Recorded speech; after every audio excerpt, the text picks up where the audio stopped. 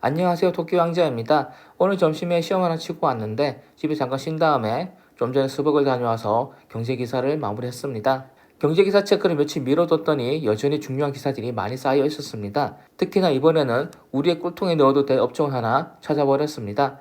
아직 자금 세팅을 하지 않았는데 사야 하는 분야와 종목들이 많아지고 있으니 조금은 조급해지는 것도 사실입니다. 첫 번째 기사는 주택담보대출을 갈아타기 쉽도록 제도가 개선이 됐다는 그런 내용입니다. 기사에 따르면 대출을 갈아탈 때 기존 대출에 DSR을 적용해 주기로 했다는 겁니다. DSR이라고 하는 건 간단히 말하면 1년 소득 대비 원금과 이자를 갚는 데 들어가는 비율입니다. 예를 들어서 우리가 1년에 1200만 원을 버는데 매달 원금 5만 원 상환, 이자로 5만 원 낸다면 한 달에 10만 원, 1년에 120만 원 갚는 거고 그러면 1년 1200만 원 소득 대비 120만 원 갚으니까 DSR은 10%가 되는 겁니다. 당연히 이 DSR의 기준을 벗어나면 대출이 되지 않았던 건데 대출을 갈아타는 경우에 기존 대출에 DSR 그대로 적용해 준다는 그런 기사가 뜬 거고요. 주택담보대출을 받지 않은 분들에게는 큰 의미가 없는 기사일지도 모르지만 정부가 계속해서 거래를 살리기 위해서 뭐라도 하고 있다는 걸 여러분들은 보시면 될 것 같습니다. 작년까지 SM으로 제가 박스권 매매를 해서 매달 10% 정도는 먹었었는데요. 그래서 탈방에도 한번 얘기를 했었죠. SM이 지금 박스권 매매를 하기 딱 좋은 시기라고 작년에 얘기를 했었었는데 근데 얼마 전에 이수만 경영권 이슈가 다시 터지더니 결국에는 하이브가 이수만이 지분을 먹어버렸습니다. 제가 소개할 꿀통에는 메타버스가 있고 메타버스 NFT는 엔터 쪽과 시너지가 엄청 크다고 저는 보고 있습니다. 그래서 이렇게 국내 엔터들 간의 세력 판도가 바뀌는 건 우리는 꼭 체크를 해둘 필요가 있는 거죠. 이거는 후속 기사를 좀 더 기다려 보겠습니다. 지난 시간에도 공모주 얘기를 했었고 지지난 시간에도 공모주 얘기를 했었습니다.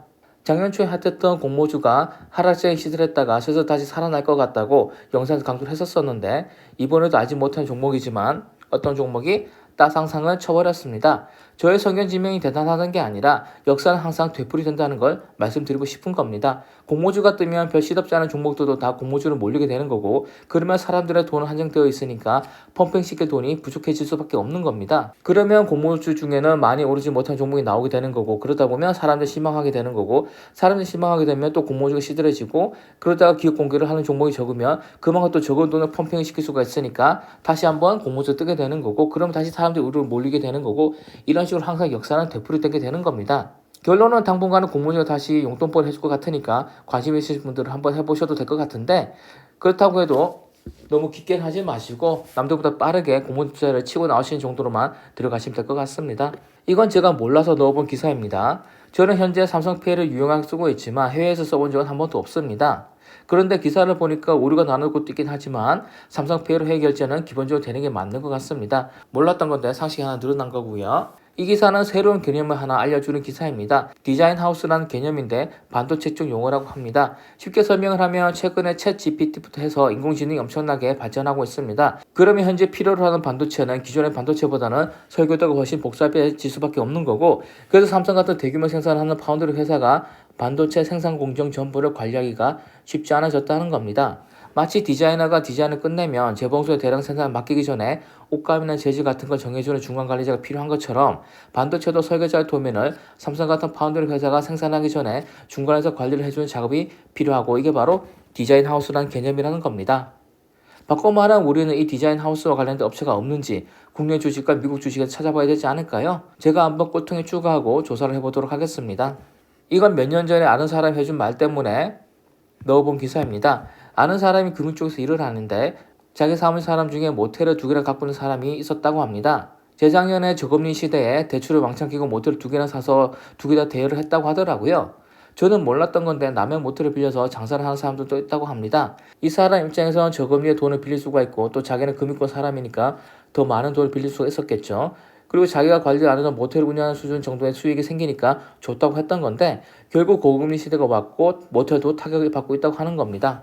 투자를 할 때는 절대로 무리한 투자를 하지 말아야 되는 거고 혹시라도 무리하게 투자를 하려면 엄청 짧게 치고 나와야 된다는 걸 이번 기사를 보고서도 알 수가 있는 거죠. 자기가 하는 그 투자가 무한정 꿀통인 줄 알고 계속 돈을 넣다가는 깡통 차는 수도 생기는 겁니다. 챗 GPT가 너무 이슈가 되는 것 같아서 저는 오히려 큰 관심을 두지 않았습니다. 왜냐하면 너무 핫한 건 고점이 가능성이 크기 때문에 그렇게 했던 건데 비계처마저도 이렇게 칭찬하고 있다면 한번 알아보는 정도 해야 될 것 같아서 기사를 가져와 봤고요.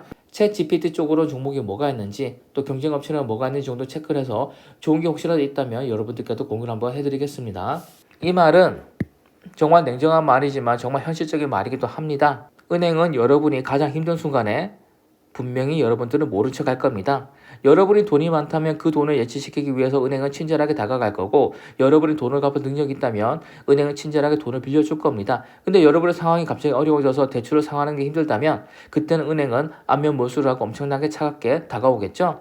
여러분이 힘든 순간에 제일 독하게 돌아서는 곳이 은행이라는 겁니다. 혹시나 여러분들 대출을 받으실 거라면 언제나 이거를 염두에 두시기 바랍니다.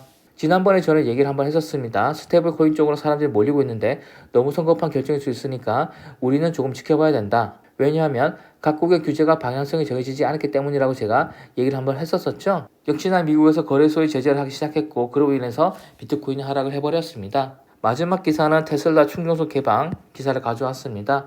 해외에서 테슬라는 충전소를 몇 개 만들어주긴 했는데 테슬라만 이용을 하도록 해놨다고 합니다. 이렇게 폐쇄적으로 운영하는 바람에 전기차 보조금을 못 받게 되자 다른 차들한테도 개방하기로 결정했다고 하는데, 만약 이렇게 된다면 전기차 대장인 테슬라 충전소의 규격에 맞춰서 다른 전기차 충전소의 규격도 정해질 수 있다는 생각이 갑자기 들었습니다. 우리의 꼴통 티어 2등급 중에 전기차 충전과 폐배터리 리사이클링이 있었습니다. 바로 이 기사는 그것과 관련된 기사라고 보시면 될 것 같고요.